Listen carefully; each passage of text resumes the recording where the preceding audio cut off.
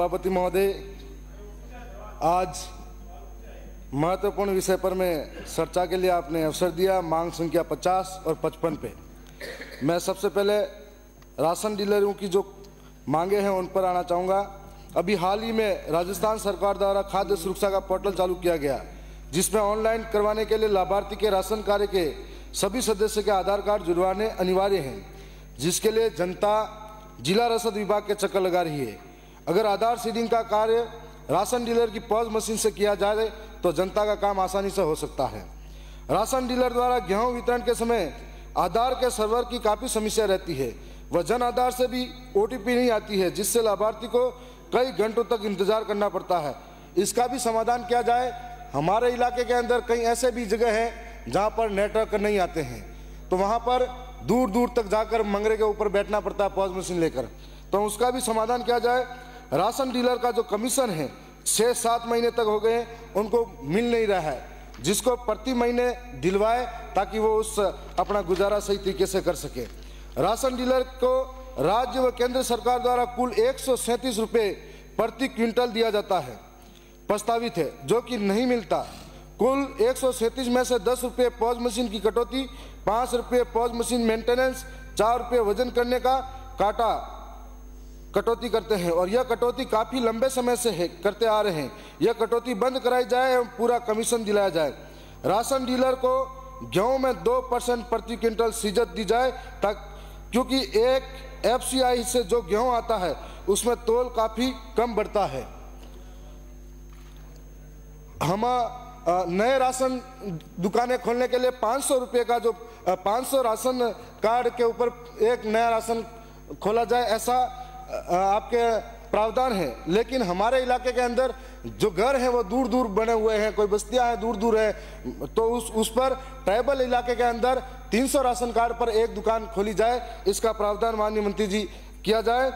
अभी हाल ही में राज्य सरकार द्वारा 1 लाख या अधिक वार्षिक आय वाले लाभार्थी को गिव अप अभियान में हटाया जा रहा है, जबकि एक मजदूर भी अगर 300 रुपये कमाकर इकट्ठा करेगा तो एक साल में 1 लाख से ऊपर कमाएगा। तो इसको 2.5 लाख से अधिक किया जाए ताकि सारे लोग इसमें आ सके।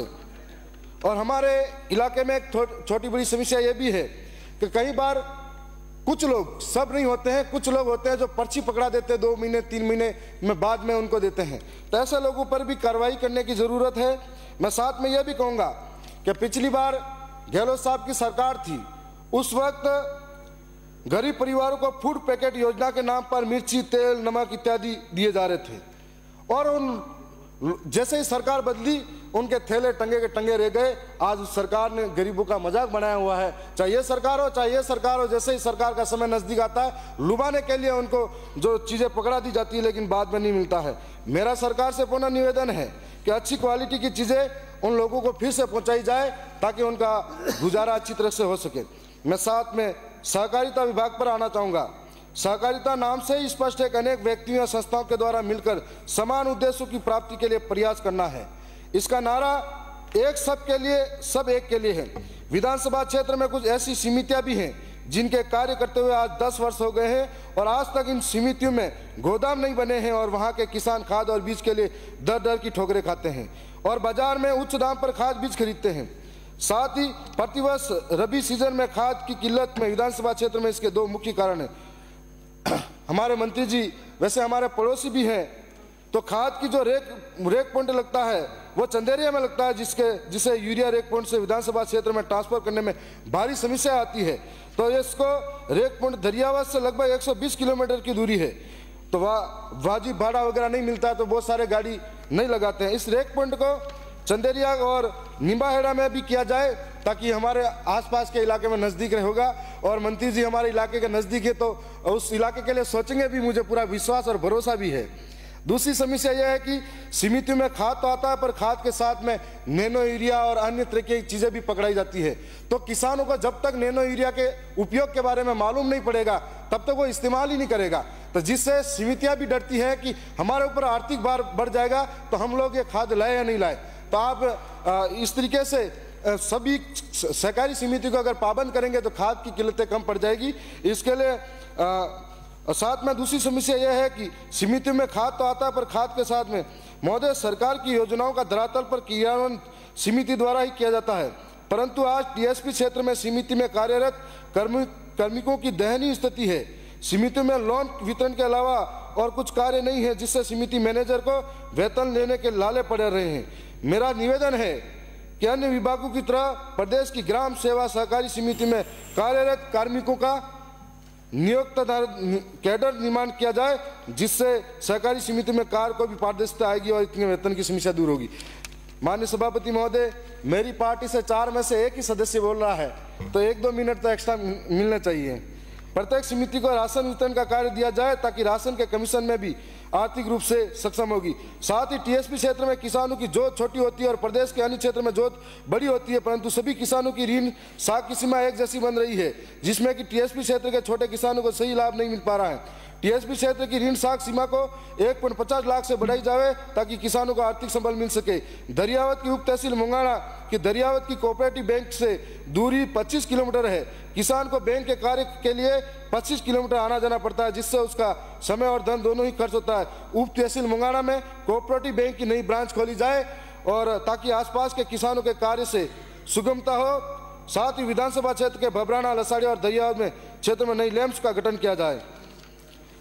दरियावत क्षेत्र की समितियां वचपुरा, नाट, जडोली, जिनका पंचायत पंजीयन 2015 में हुआ और मेरे गृह पंचायत भांडला में भी वर्ष 2022 में लैंप्स का गठन हुआ है, परंतु विभाग द्वारा अभी तक गोदाम के लिए ना ही जमीन उपलब्ध कराई गई है और ना ही गोदाम के लिए राशि। साथ ही दरियावत लैंप्स का वर्ष 1976 में बनी, जो कि ब्लॉक मुख्यालय की समिति है, जिसका गोदाम वह भी जीर्ण शीर्ण अवस्था में है। बरसात के दिनों में लैंप्स भवन के ऊपर तिरपाल लगाकर रखते हैं, फिर भी खाद और बीज भीग जाता है। इस हेतु समिति द्वारा प्रस्ताव तैयार कर विभाग की भिजवाया जाए। अभी इस पर कोई सुनवाई नहीं हो रही है। मैं 1 मिनट का समय। विधानसभा क्षेत्र दरियावत के लसाड़िया में कोण और कालीबीत लैंप्स, जिसमें भी बहुत पुराने गोदाम बने हुए हैं, वह भी जर्जर अवस्था में है, उनकी भी मरम्मत की राशि की जाए। और लसाड़िया की अगर लैंप, जिसका गठन 2023 में हुआ है, वह भी अभी तक गोदाम स्वीकृत नहीं हुआ है। साथ ही लसाड़िया और भबराना में सहकारी उपभोक्ता भंडार खोला जाए, जिसके क्षेत्र के लोगों की वाजिब दाम पर दैनिक उपभोग की वस्तुएं प्राप्त हो सके। विधानसभा क्षेत्र के भबराना में मातासुला लैंप्स की गठन 2023 में हुआ, पर उसमें अभी तक गोदाम स्वीकृत नहीं हुआ है। मैं ये भी कहना चाहूँगा कि उपभोक्ता भंडार के अंदर मैंने जब टीएडी विभाग का नंबर था, उस दिन बोला था कि हमारे इलाके के अंदर जितनी भी आंगनवाड़ी से लगाकर हर विभाग में जो पोषाहार जाता है, उसकी खरीद उपभोक्ता भंडार द्वारा की जाती है। परंतु अखबारों से ये खबरें आती हैं कि भास्कर की जांच में पोषाहार में से सिर्फ 5 से 10% तक विटामिन, 26% ही कैल्शियम, कुपोषित बच्चों की संख्या 6% से बढ़कर 37% पहुंची। और इसके बाद में पोषाहार में भ्रष्टाचार, आंगनवाड़ी केंद्रों पर बच्चों को 81 ग्राम की जगह दे रहे सिर्फ 20 ग्राम। इसके लिए कई बार जांच कमेटियां भी बनाई गई हैं और जांच कमेटी सिर्फ जांच का जाके आती है और कोई जांच नहीं होती है। मैं आरटीटीपी एक्ट 2012 एवं अधिनियम 2013 में बने हुए हैं। प्रदेश के सभी विभाग, बोर्ड, निगम एवं सरकार द्वारा नियंत्रित सभी संस्थाएं इनकी पूर्णतः पालना के लिए बाध्य हैं। लेकिन भंडारों द्वारा हर महीने टीएसपी क्षेत्र के प्रत्येक जिले में लगभग 2 करोड़ रुपए की सामग्री की खरीद एवं परिवहन बिना किसी टेंडर प्रक्रिया के 60 गाल वाले व्यापारी से मिलीभगत कर की जा रही है। हर महीने प्रत्येक जिले में लगभग 2 करोड़ रुपए की सामग्री की खरीद आज के जमाने में सिर्फ कोटेशन के आधार पर की जा रही है। उपभोक्ता भंडारों द्वारा कोटेशन और बिल तो बड़े ब्रांड के दरों में दिए जा रहे हैं, लेकिन सप्लाई घटिया क्वालिटी के लोकल ब्रांड के उत्पादों की जा रही है। मजेदार बात यह है कि उत्पाद खाद्य सुरक्षा विभाग की जांच में स्टैंडर्ड भी साबित हो गए हैं। अखबारों की खबरें विभिन्न शिकायतों के बाद लगभग 5 महीने में सहकारी विभाग जांच के नाम पर ढोंग कर रहा है। 5 से 6 जिलों में गड़बड़ी के बावजूद आज तक सिर्फ डूंगरपुर जिले की एक आधी अधूरी जांच रिपोर्ट आई है, जिसमें यह सभी आरोप साबित हो रहे हैं। अन्य जिलों की जांच रिपोर्ट संभवतः उच्च स्तरीय विभाग में पिछले 4-5 महीने में पेंडिंग है। अतिरिक्त रजिस्ट्रार उदयपुर ने अक्टूबर में जांच अधिकारी नियुक्त किए और अभी तक लगभग 6 बार जांच के लिए रिमांडर दिए गए हैं। मैं इस सदन में दावे के साथ कर सकता हूं कि जिस तरह डूंगरपुर की जांच रिपोर्ट में महाप्रबंधक और फर्म को दोषी माना जा गया है, उसी तरह सभी जिलों में अधिकारी दोषी साबित होंगे अगर शायद उनको बचाने के लिए जांच पूरी नहीं की जा रही है। मैं आपसे निवेदन करना चाहूंगा कि आंगनवाड़ी हो या माहवाड़ी हो या हॉस्टल हो, उनके अंदर जो खाना पहुंचाया जा रहा है तो गरीब और सबसे निचले स्तर का आर्थिक रूप से जूझ रहा है वो बच्चा है, उसको अगर पौष्टिक आहार नहीं मिलेगा तो आप माननीय मंत्री जी से कहना चाहूंगा कि डूंगरपुर, प्रतापगढ़ जिला हो तो सभी जिलों में उसकी जांच की जाए और दोषी को सजा मिलनी चाहिए। धन्यवाद सभापति महोदय। माननीय सभापति।